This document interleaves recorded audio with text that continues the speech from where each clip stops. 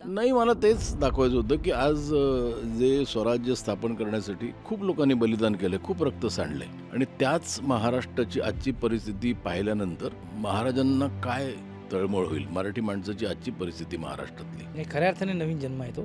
ज्या क्षणी मी महेश सरांच्या दिग्दर्शनाखाली किंवा त्यांच्या त्यांच्या हाताखालीच म्हणूया आपण काम करायला लागलो तेव्हापासून फक्त याच्यामध्ये सरांचंच विजन असं होतं की ह्या जसं त्यांनी सांगितलं की आजची परिस्थिती जर महाराजांनी बघितली असती तर त्यांना काय यातना झाल्या असत्या. नमस्कार मित्रांनो, मी राजगौरी जाधव स्वागत करते आपले दैनिक बोंबाबोंब या चॅनलमध्ये. आज आपल्यासोबत पुन्हा शिवाजीराजे भोसले या चित्रपटाची अत्यंत दिग्गज आणि हरहुन्नरी कलाकार मंडळी आपल्यासोबत आहेत. त्यांच्यासोबत आपण आज भरपूर गप्पा मारणार आहोत. तर निश्चितच सुरुवात मी महेश सरांसोबत करूनच करेल. सर, आता ट्रेलर पाहिला. ट्रेलरचं पहिलं वाक्य, दारिद्र्याच्या उन्हात शिजला, निळ्याच्या घामाने भिजला, ते शेवटचं आपल्या गोड त्रिशाचं शेवटचं एक अत्यंत लाघवी आणि प्रभावी वाक्य. त्या क्षणापर्यंत अंगावर अक्षरशः शहारे येत आहेत. म्हणजे यातून एक आयडिया येते की आपल्या मातीतला आपला चित्रपट येतोय.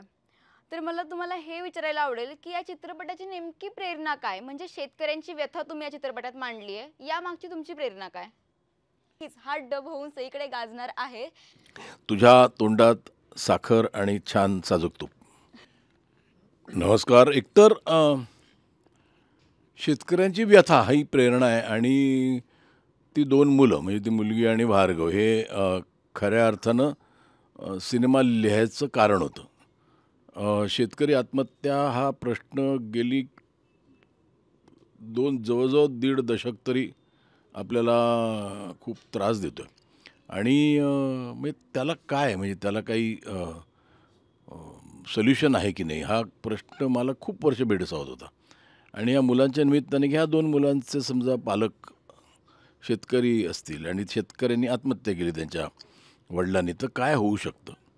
मग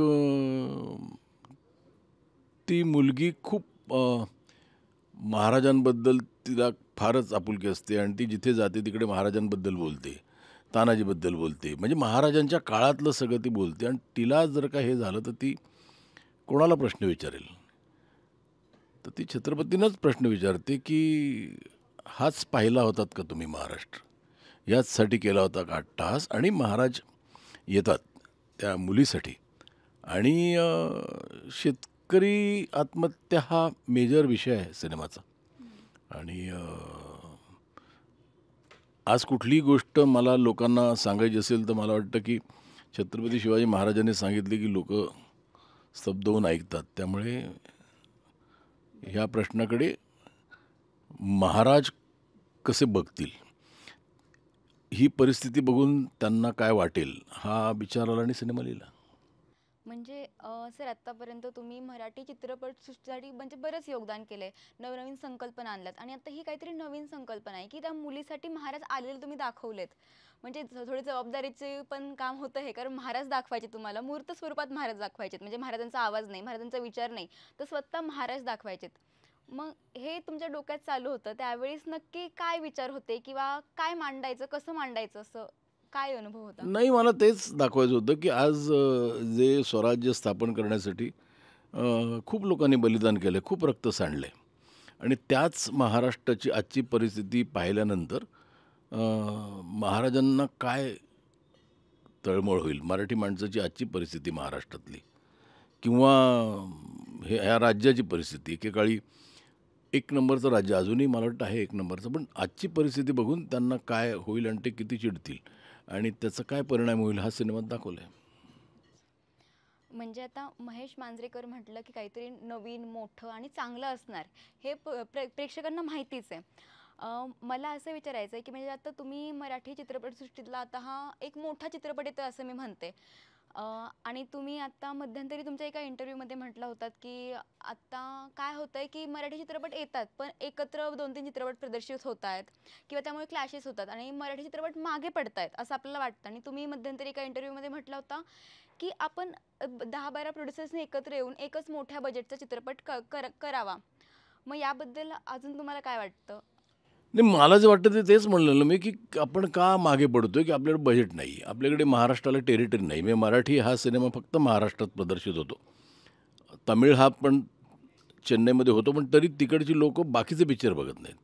आपल्याकडे बाकीचे पिक्चरही बघतात, त्यामुळे मराठीची कुठेतरी कोंडी होते. मग ते कसं त्याचं सोल्युशन काढणार?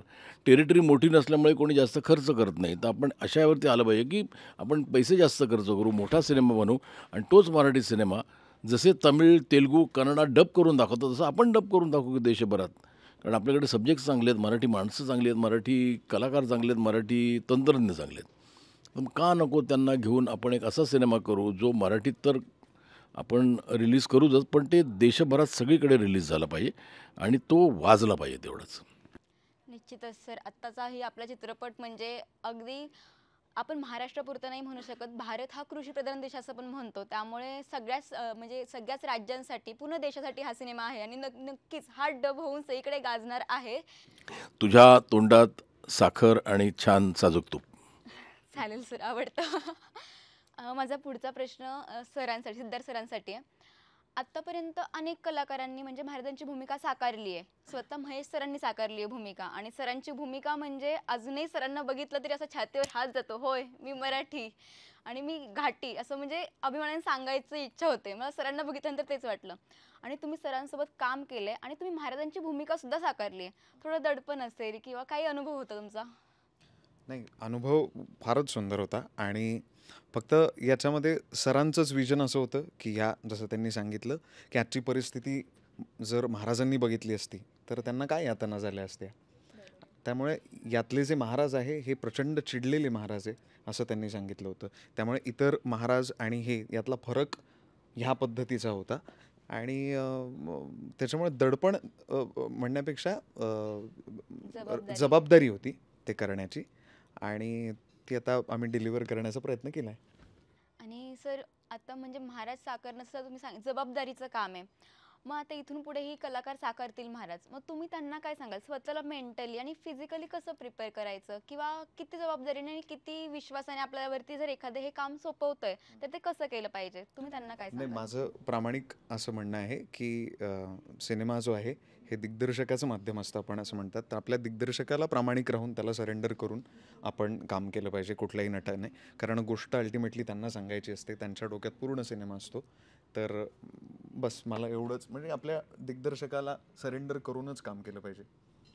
निश्चितच सर, महेश सर जसे महाराज म्हणून आत्ता प्रत्येकाच्या मनात आहेत तसेच तुम्ही नक्कीच राहाल आणि आम्ही 31 ऑक्टोबरला नक्कीच तुम्हाला पाहायला जाणार आहोत. आणि आता #द आपला सिद्धू.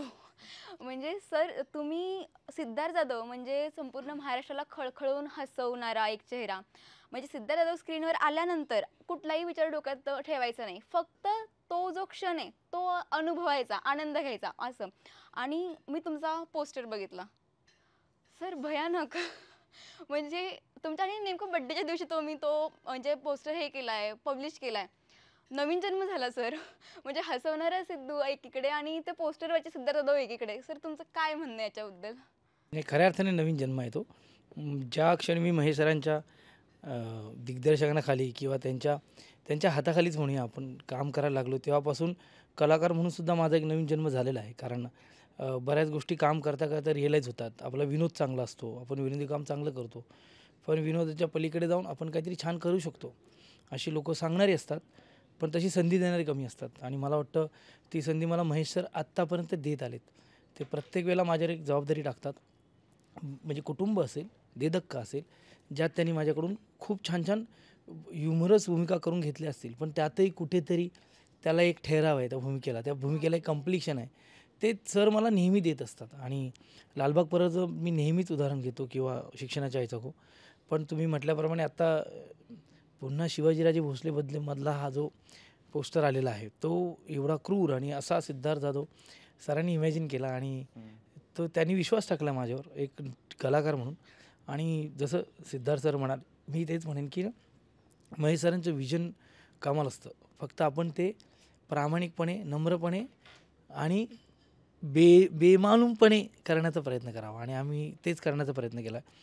पुन्हा शिवाजीराजे भोसले बोलताच्या प्रत्येक कलाकारांनी खूप मनापासून हा सिनेमा करण्याचा प्रयत्न केला, कारण हा विषय खूपच महत्त्वाचा आहे. आणि मी नेहमी म्हणतो की प्रत्येक फिल्म ही महेश सरांचं स्वप्न आहे आणि ते स्वप्न साकारण्यासाठी त्यांनी आम्हा सगळ्या कलाकारांना एकत्र केलं आहे, त्यामुळे आनंद होतो आहे.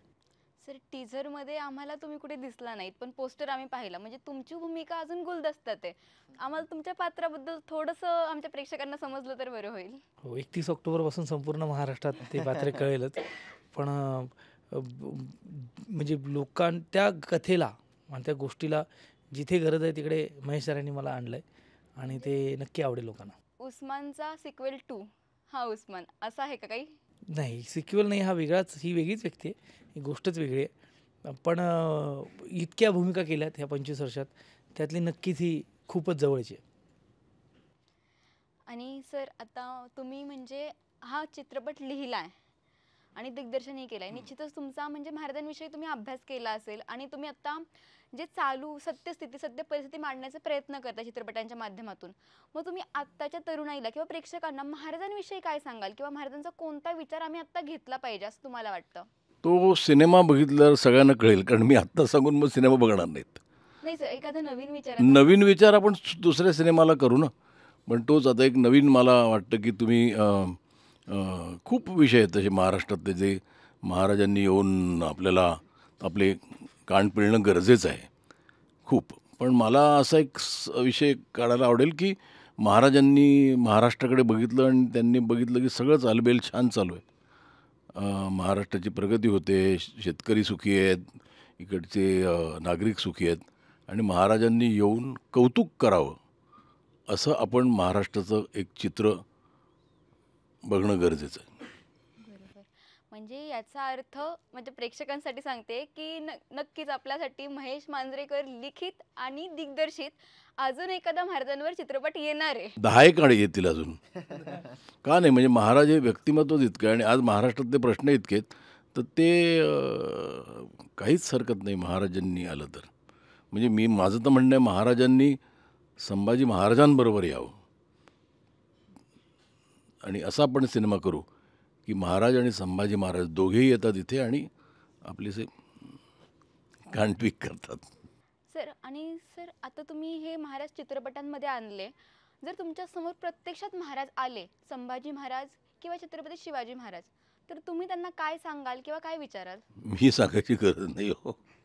महाराज आहेत ते, आपण काय सांगायचं, त्यांनी सांगायचं आम्हाला आम्ही काय करायला हवं ते. आणि सर चित्रपटाविषयी तुम्ही अजून आमच्या प्रेक्षकांना काय सांगू शकाल? बघा 31 तारखेला सांगून मग काय, मग ते येणार नाही थिएटरमध्ये. नाही नाही सर, निश्चितच येणार. कारण तुम्ही विषयाला एवढ्या मार्मिक विषयाला हात घातलाय आणि एवढा छान हाताळलाय तो. टीजर बघूनच म्हणजे कधी 31 ऑक्टोबर येणार आहे आणि कधी मी थिएटरमध्ये जाऊन बघणार आहे अशी उत्सुकता लागली आहे. तरी पण कलाकारांकडून थोडं जाणून घ्यायचं असतं, थोड्या गप्पा मारायच्या असतात म्हणून हा नाही पण सिनेमाच्या बाबतीत मला काही सांगता येणार नाही. बाकी जे सांगायचं ते मी सांगितलं. फक्त सिनेमा हा मी आज सांगितलं तर प्रेक्षकांची पण निराशा होईल, त्यांनाही आवडणार नाही बघायच्या आधी सगळं सांगितलेलं. पण एवढं सांगेन की तुम्हाला थोडा बोध घेता येईल, तो तुम्हाला एंटरटेनही करेल आणि तुम्हाला थिएटरमध्ये टाळ्या मारायला भाग पडेल. निश्चितच. आणि सर सिनेमा हे फक्त मनोरंजनाचं साधन नाही, हे प्रबोधनाचं साधन आहे. निश्चितच ज्यावेळेस आम्ही चित्रपटगृहातून बाहेर पडू त्यावेळेस आम्ही महाराजांचा एक विचार तरी घेऊन बाहेर पडणार आहोत, ते पात्र आम्ही जगणार आहोत. धन्यवाद. हर हर महादेव. महादेव. तुम्हाला चित्रपटासाठी खूप खूप शुभेच्छा. आणि सर तुम्ही जर आमच्या प्रेक्षकांना आव्हान केलं 31 ऑक्टोबरला चित्रपट बघण्याचं तर जास्त प्रभावी ठरेल. नाही ते मला असं वाटतं की प्रेक्षक हा सुज्ञ आहे आणि त्यांच्यावर माझा विश्वास आहे. म्हणजे त्यांना सांगण्याची काही मला नाही वाटत गरज लागेल, कारण प्रेक्षक मायबाप प्रेक्षक हा कायम हुशार आहे. बरोबर. सर एक घोषणा सर, छत्रपती शिवाजी महाराज की जय. हर हर महादेव. खूप खूप शुभेच्छा सर. धन्यवाद.